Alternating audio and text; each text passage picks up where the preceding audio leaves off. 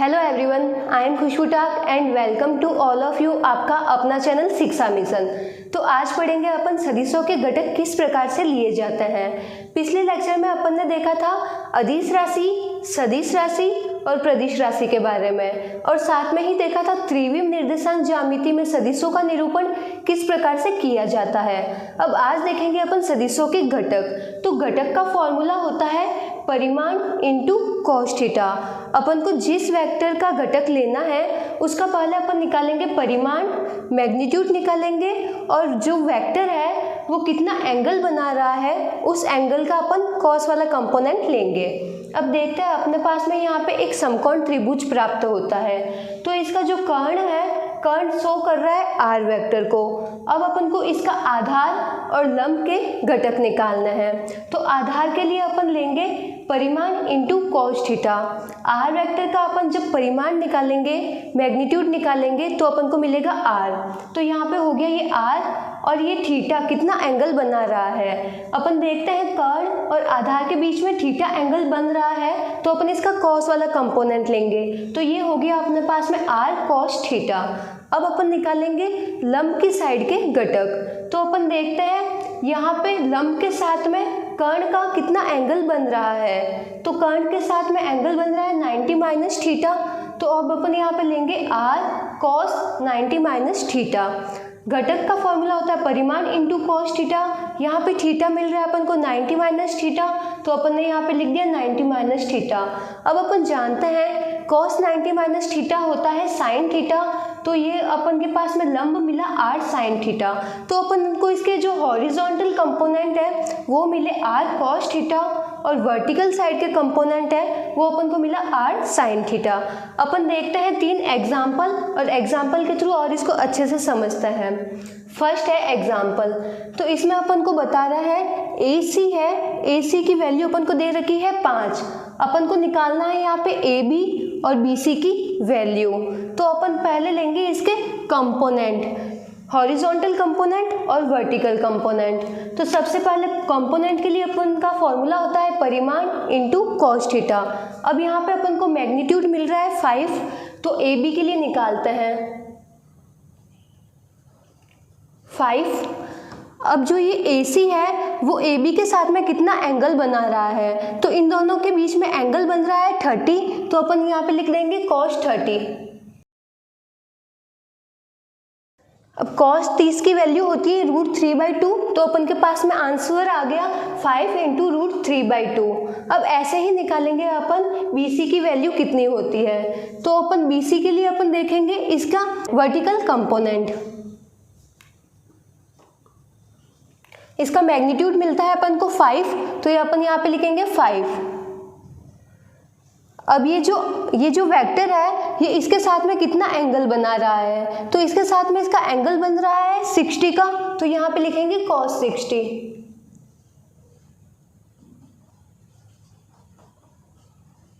cos 60 की value होती है 1/2। तो अपना आंसर हुआ 5 इंटू 1/2।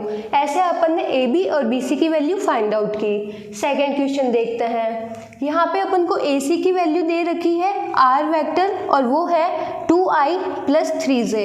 अपन को BC और AB की वैल्यू फाइंड आउट करनी है। तो सबसे पहले अपन के पास में जो वेक्टर दे रखा है उसका अपन निकालेंगे मैग्नीट्यूड।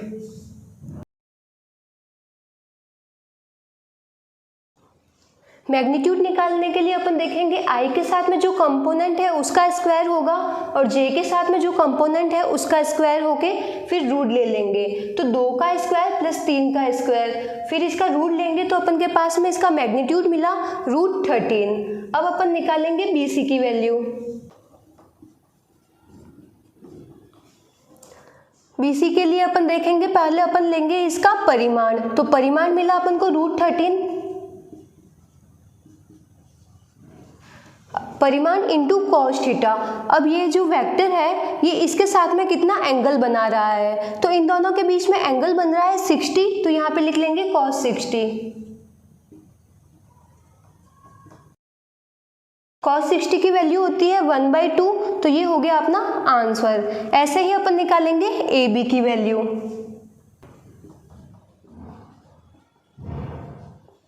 ए बी के लिए भी अपन लेंगे परिमाण इंटू कॉस थीटा। तो इसका अपन को परिमाण मिलता है, मैग्नीट्यूड मिलता है √13। अब ये इसके साथ में कितना एंगल बना रहा है, तो इन दोनों के बीच में एंगल बन रहा है 30, तो यहाँ पे लिखेंगे अपन cos 30।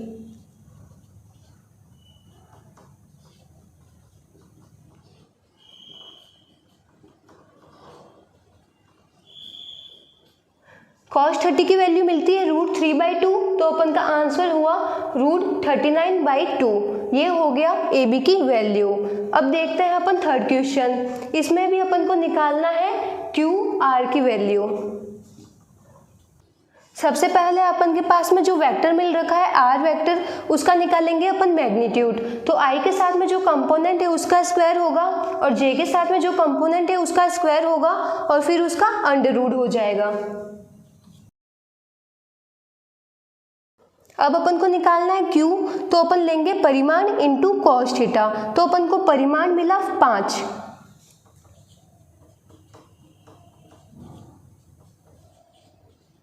कॉस थीटा कितना होगा, थीटा अपन को मिल रहा है यहाँ पे 30, इन दोनों के बीच में एंगल बन रहा है 30, तो यहाँ पे हो गया cos 30।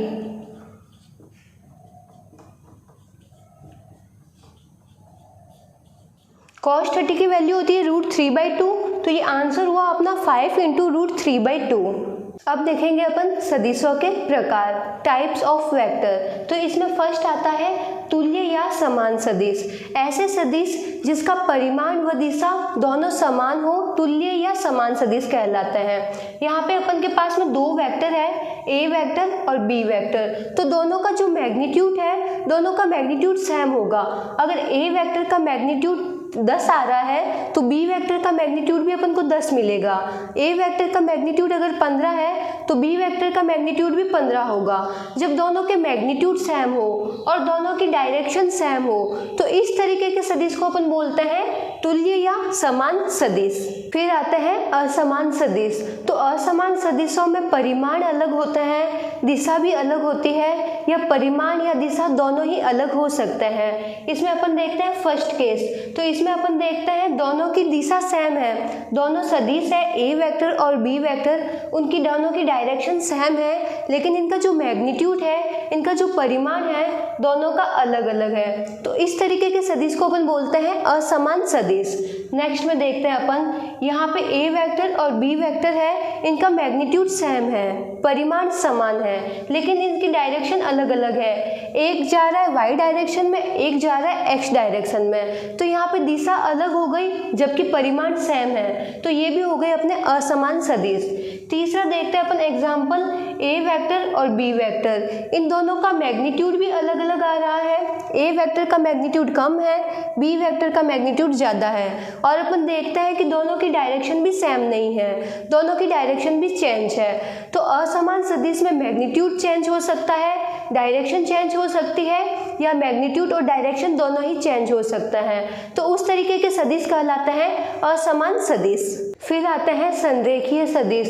तो संरेखीय सदिश ऐसे सदिश होते हैं जिसका मैग्नीट्यूड चेंज हो सकता है, लेकिन जिनकी डायरेक्शन होती है सेम होती है। यहाँ पे अपन देखते हैं ए वेक्टर और बी वेक्टर, यहाँ पे बी वेक्टर और ए वेक्टर का मैग्नीट्यूड अलग अलग है।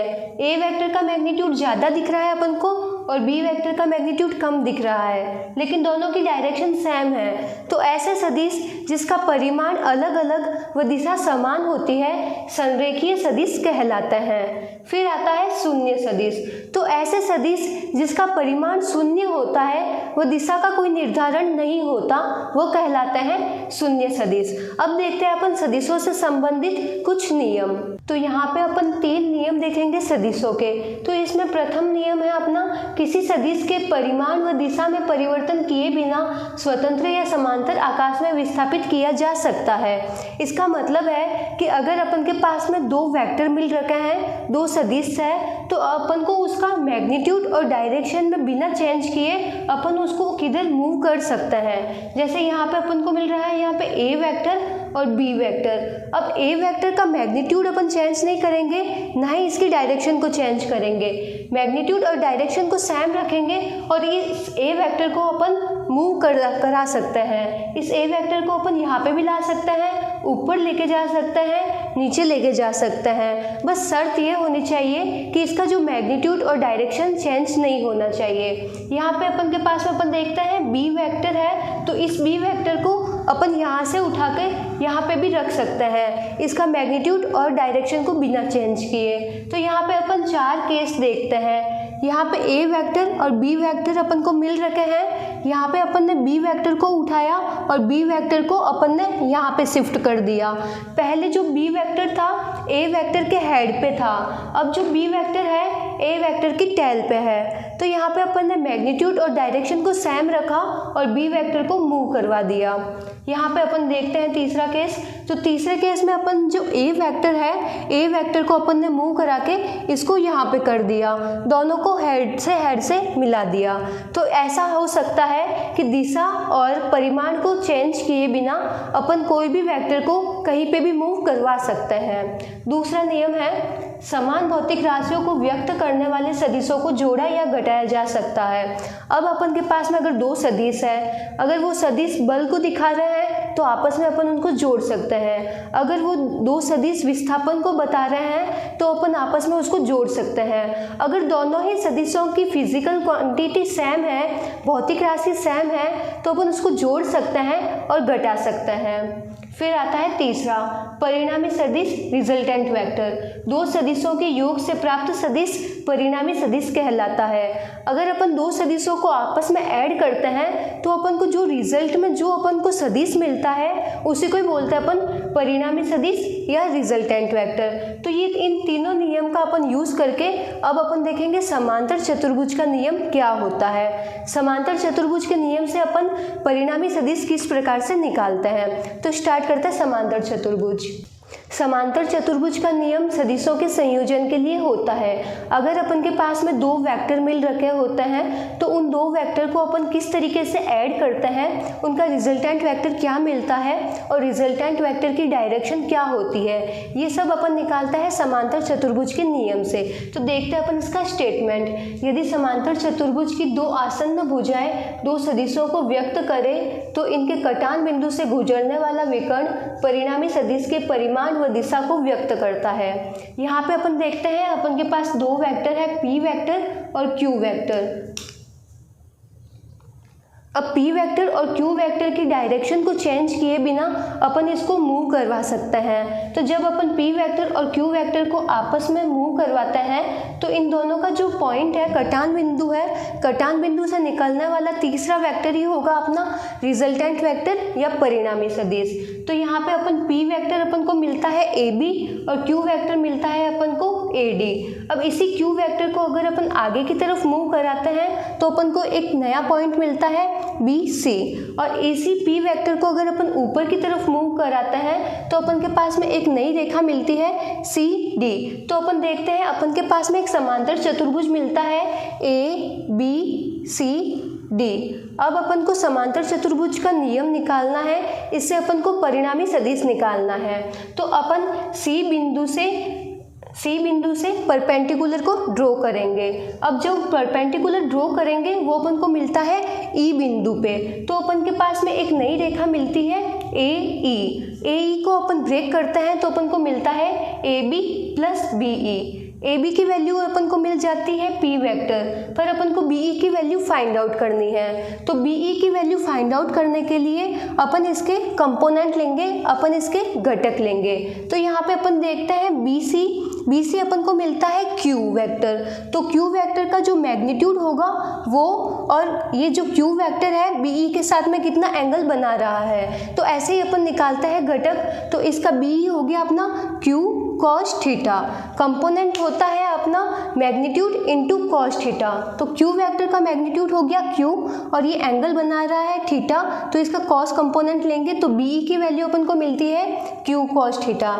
ऐसे ही अपन सी ई की वैल्यू फाइंड आउट करेंगे तो अपन देखते हैं क्यू वेक्टर सी ई के साथ में कितना एंगल बना रहा है। तो ये एंगल बना रहा है 90 माइनस थीटा, तो अपन लिखेंगे क्यू कॉस 90 माइनस थीटा होता है साइन थीटा।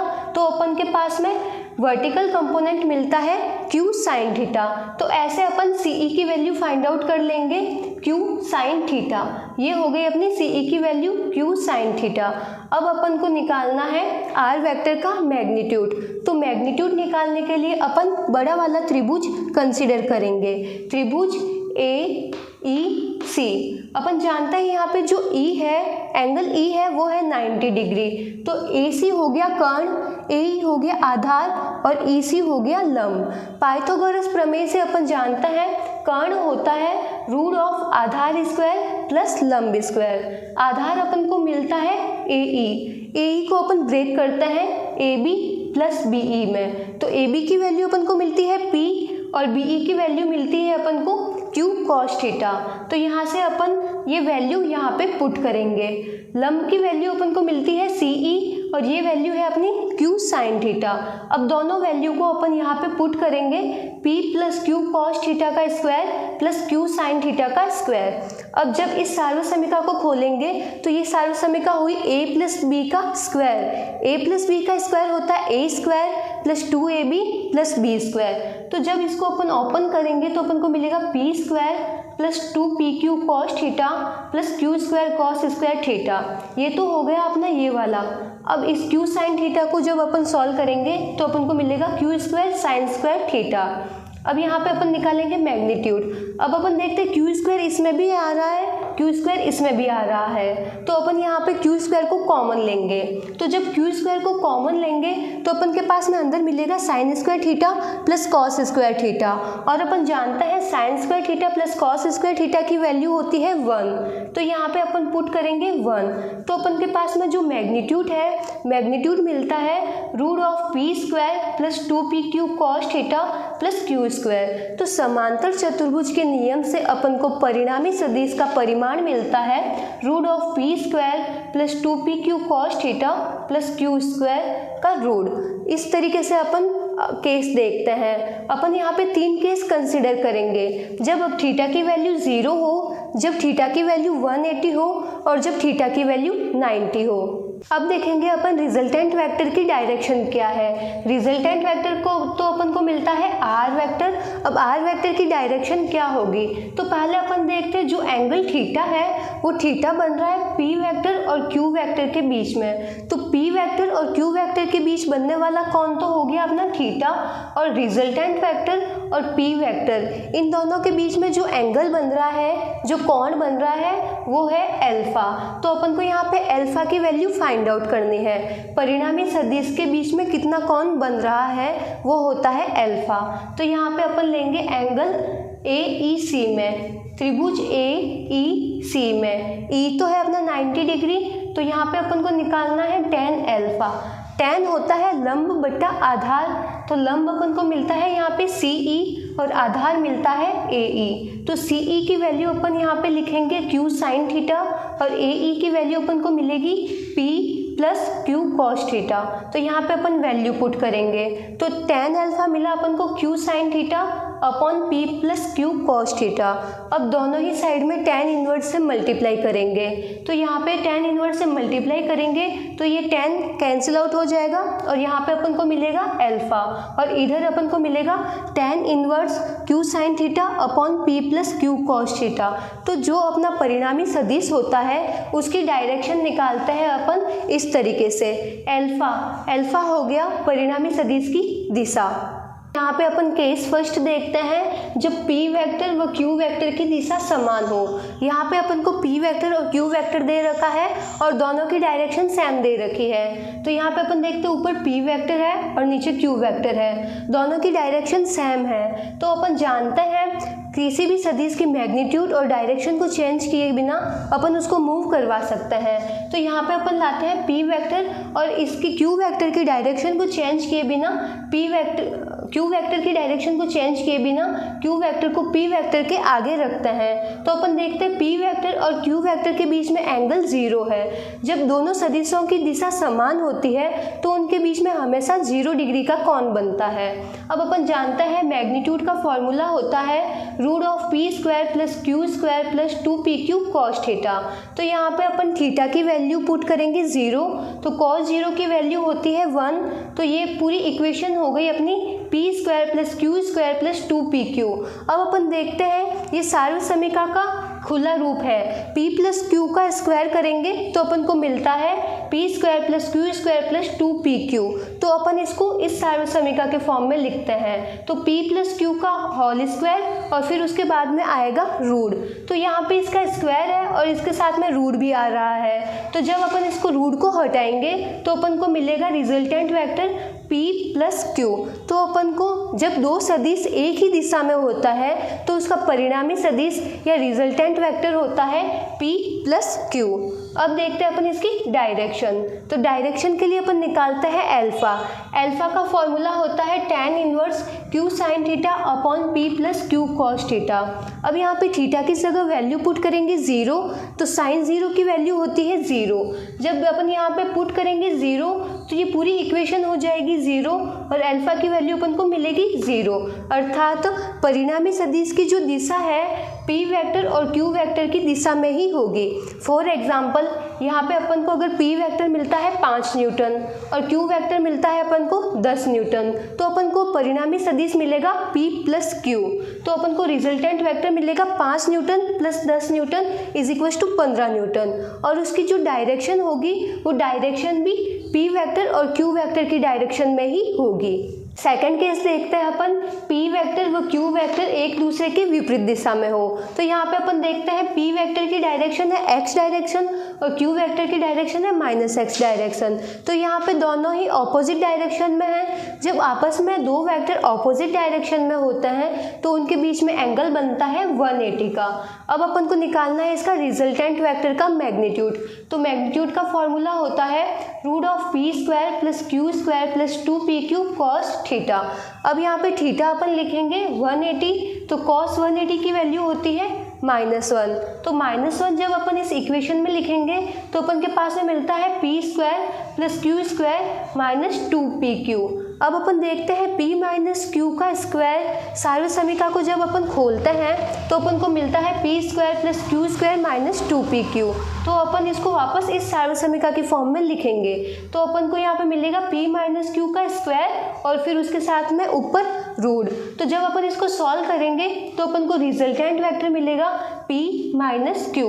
तो अगर दो वेक्टर आपस में ऑपोजिट डायरेक्शन में होते हैं तो अपन हमेशा बड़े वाले वेक्टर में से छोटा वाला वेक्टर को घटा देंगे तो अपन को रिजल्टेंट वेक्टर मिल जाएगा। अब देखते हैं अपन इसकी डायरेक्शन। तो अल्फा फाइंड आउट करते हैं।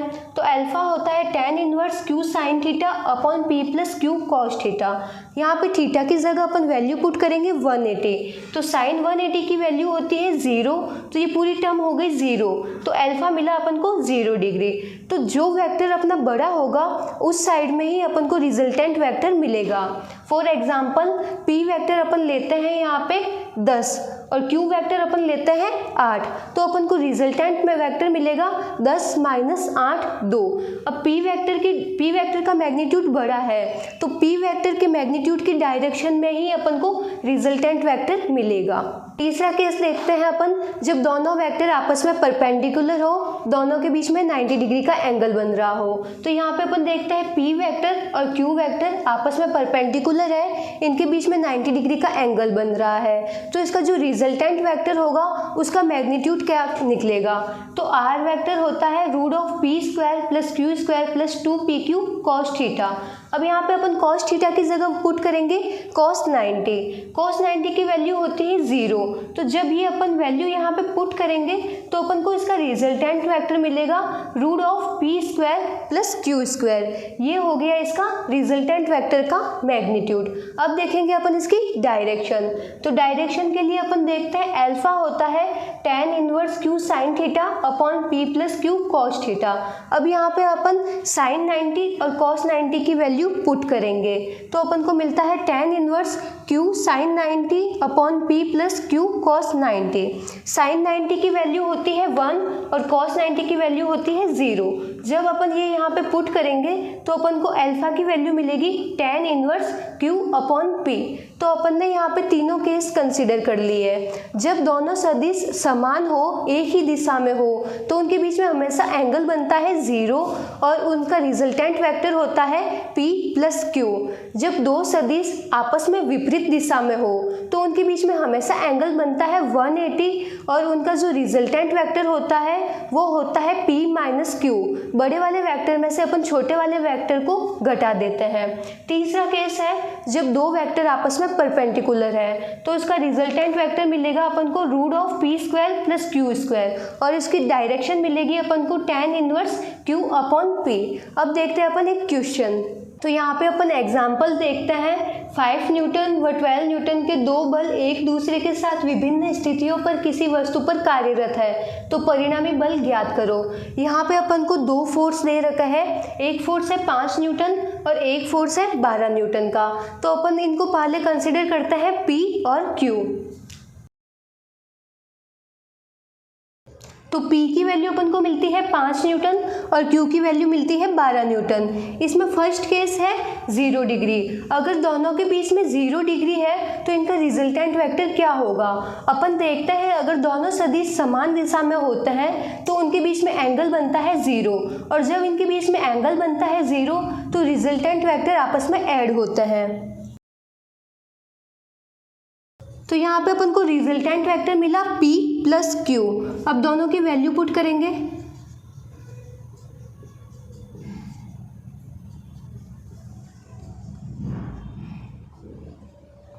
तो अपन को जब दोनों के बीच में एंगल होता है 0 तो अपन को यहाँ पे रिजल्टेंट वेक्टर का मैग्नीट्यूड मिलता है 17 न्यूटन। अब देखते हैं केस सेकंड। जब दोनों के बीच में 180 का एंगल बनता है तो दोनों ही वेक्टर आपस में एक दूसरे के ऑपोजिट डायरेक्शन में होते हैं। तो यहाँ पे रिजल्टेंट वेक्टर होता है P minus Q. P minus Q का अपन मॉड भी ले सकते हैं या फिर बड़ी में से छोटी वैल्यू को घटा भी सकते हैं। यहाँ पे अपन करते हैं P माइनस क्यू और उसका मॉड लेते हैं। तो P की वैल्यू अपन को मिलती है 5, Q की वैल्यू मिलती है 12।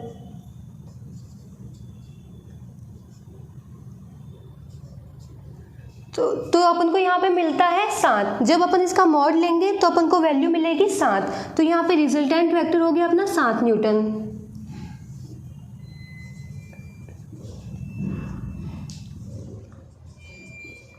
केस 3 है जब थीटा होता है अपना 90 डिग्री तो रिजल्टेंट वेक्टर होता है root of p square plus Q square. तो अपन जब 5 का स्क्वायर करेंगे तो अपन को मिलेगा 25 और 12 का स्क्वायर करेंगे तो अपन को मिलेगा 144। जब अपन आपस में इसको ऐड करेंगे और इसका रूट लेंगे तो अपन को मिलेगा answer 13 Newton. Fourth case. Fourth case में अपन को एंगल मिलता है थीटा। तो अपन जानते हैं रिजल्टेंट वेक्टर का फॉर्मूला होता है root of p square plus Q square plus 2pq cos 60। cos 60 की वैल्यू होती है 1/2। तो अपन यहाँ पे वैल्यू पुट करेंगे। p की वैल्यू अपन ने पुट की 5, q की वैल्यू पुट की 12। अब जब अपन इसको सॉल्व करेंगे तो अपन को आंसर मिलेगा रूट 229 न्यूटन। तो ये हो गए चारों केस जब थीटा की वैल्यू अलग अलग होती है तो अपन का रिजल्टेंट वेक्टर कैसे वेरी करता है।